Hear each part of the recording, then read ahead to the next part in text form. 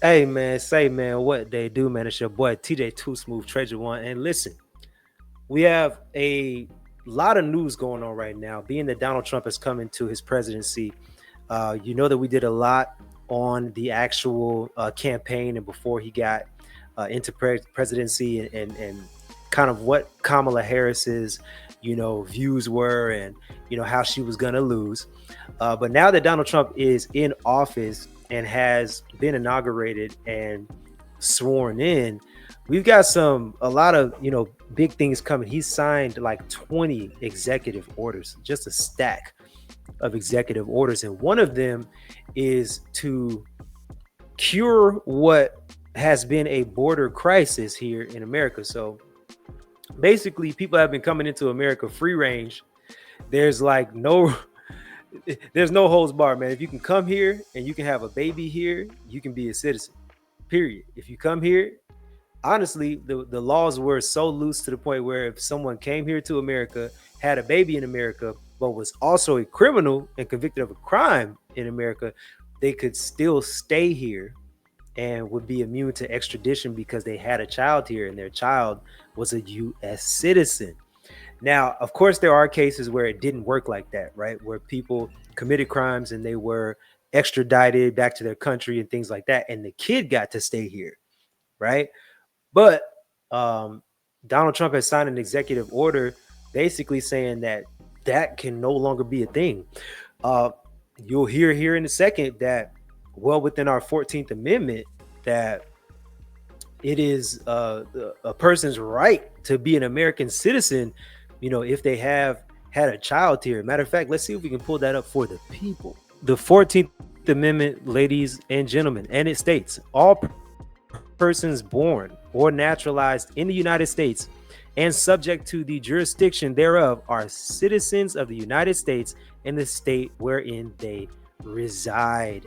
So that right there has been the passage in our Constitution that people have been using for immigration, saying, hey, if they were born here, naturalized here in the U.S., then they are a citizen.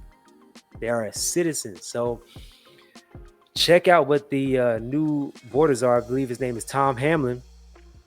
And let's hear what he has to say about what Donald Trump has just signed off on, because it goes into effect now that he is in office. Let's hear what Donald Trump has signed off on as far as immigration goes. It's gonna turn some heads. Let's bring in the new border czar to the president, Tom Homan, also the former acting ICE director. So, Tom, we were expecting, based on your initial schedule, that we did some work on Tom Homan not too long ago. Go back and see our new border czar. I did a whole video on him. He's tough. He's a tough cookie, and he's not budging on his policies and what he believes and what he stands for. He ain't budging. Today, roundups of criminal illegal aliens and the process of deporting them would begin. That seems to have been put on hold for a little while. When can we expect that to happen? Where will it begin?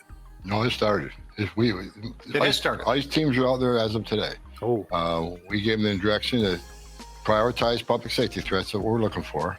So we've been working up the target list. There was some discussion about Chicago because the specific operational plan was released. So we had to look at and reevaluate, does this raise officer safety concerns? And it does, but we've addressed that, and teams are all effective today.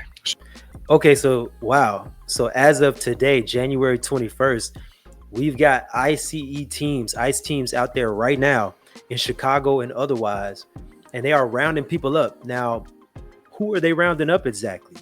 I hope he touches on that. So critics were saying, okay, you're going to round up people's abuela, their grandmother, and ship them back to where they emigrated from. Who are the people that you're targeting, at least in this initial phase? Right out of the gates, public safety threats. Okay, so he's saying right out of the gate, they are targeting public safety threats. And I would imagine that that's people who have committed crimes. Let's find out. See what he's talking about. Those who are in the country illegally that's been convicted or arrested for a serious crime. But let me be clear. It's not only public safety threats that will be arrested, because in sanctuary cities, we're not allowed to get that public safety threat in the jail, which means we got to go to the neighborhood and find him. And when we find him, he may be with others. Wow. Okay, so he's saying that in sanctuary cities, they are not allowed to give the order to arrest illegal immigrants who have not been to jail.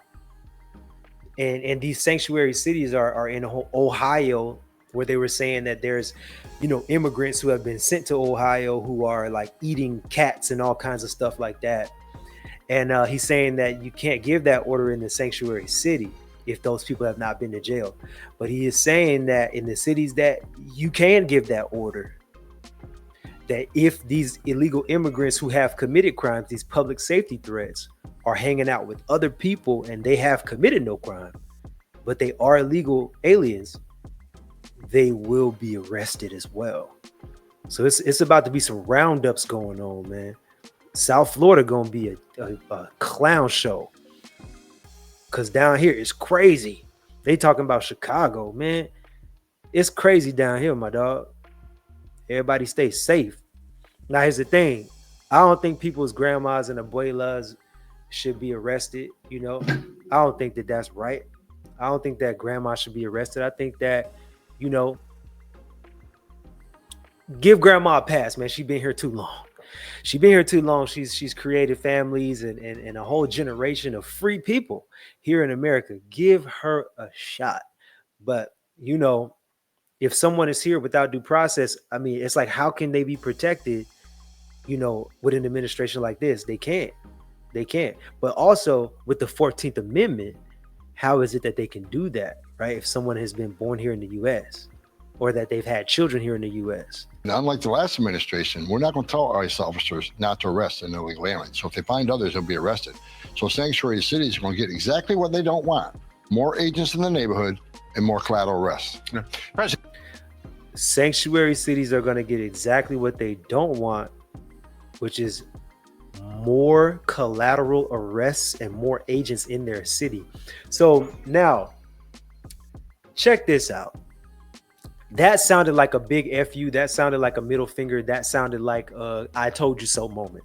It sounded like, hey, you sanctuary cities who asked for these immigrants to come to your cities, you actually don't want the type of unrest that will come about from that. It sounded like that's what he was trying to say. Kind of like a I told you so moment. President Trump signed a number of executive orders, as we pointed out, on illegal immigration. Here's what he signed. He declared a national border emergency, ended birthright citizenship, ended catch and release, reinstated remain in Mexico, designated cartels as foreign terrorist organizations, deployed active troops to the southern border, and end the use of the CBP One app, which many people were using to schedule interviews to claim asylum here in the United States. Bro, the actual app that people were using to schedule their interviews in order to become a citizen is now ended. You know what's crazy? I was actually messing with a girl who was not a citizen, had a child here in America, and became a citizen 2 years ago. She became a citizen, and her child was already a citizen based on previous law.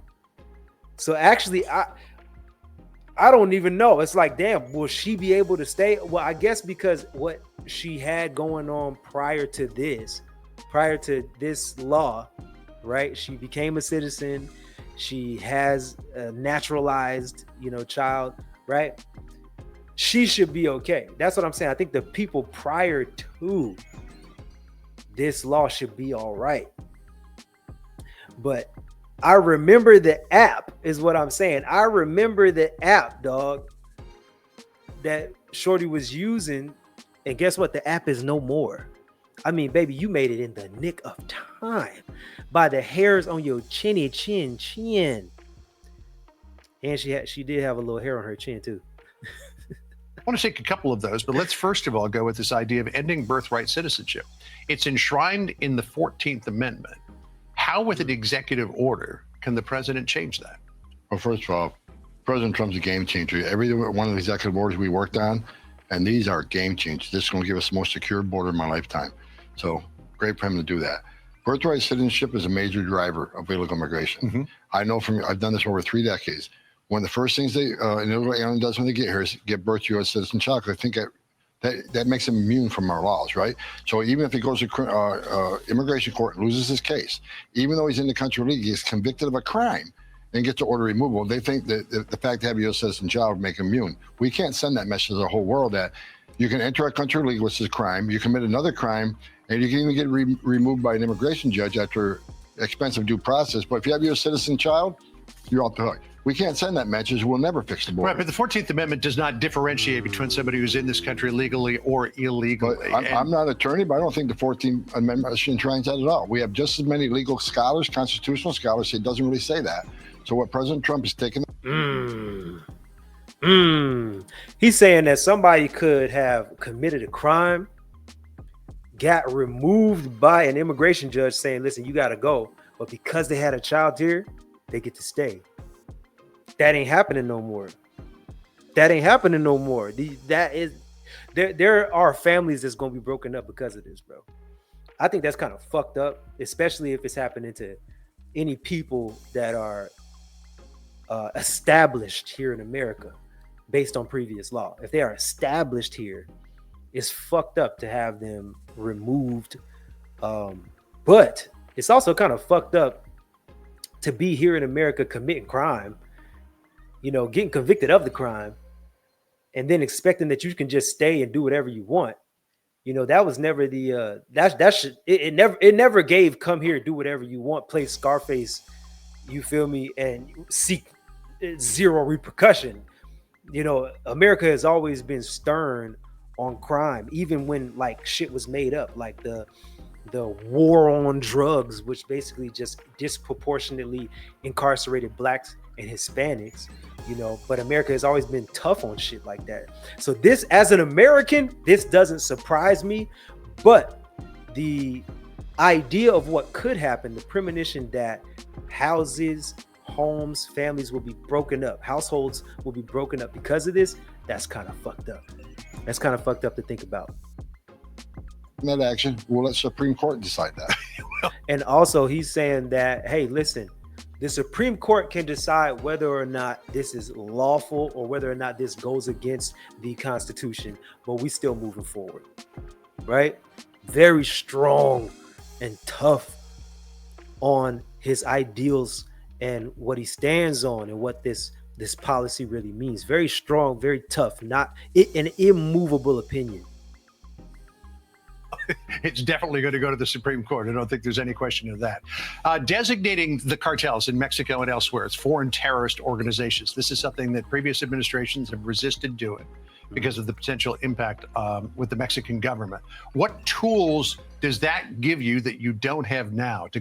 Okay, well, hold on. So if the cartel is designated as a foreign terror organization, why would that be a negative implication, or why would it lead to negative implications from the Mexican government? Because the Mexican government wouldn't happen to be part of the cartel, would they? Like, why would they take offense to it? Is my question. Like, if the dog ain't hit, don't holler. You dig? To go after these cartels. Well, first of all, I've been pushing for this for a long time because these terrorist the criminal cartels in Mexico have killed more Americans than every terrorist organization in the world combined, right? Record number of sex trafficking women and children, but the drugs, the fentanyl has killed over 250,000 Americans. So they need to be terrorist organizations. But that puts a whole weight of the United States government on them. Not only are we just going to deal with the operations of Mexico, but the Jalisco cartels in 43 countries around the world. So we'll work with other world leaders to attack this cartel all over the world and bring them to their knees. It has to be done.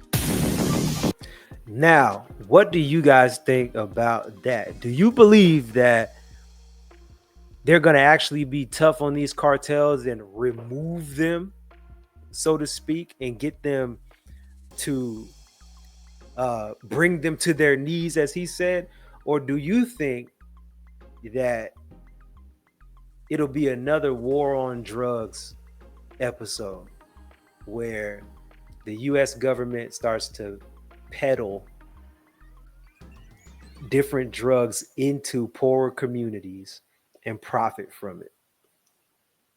Because that has happened in the past in America, where the government was falsifying the amount of drugs that were being put into low income cities and peddling the drugs there themselves. Local governments were doing it.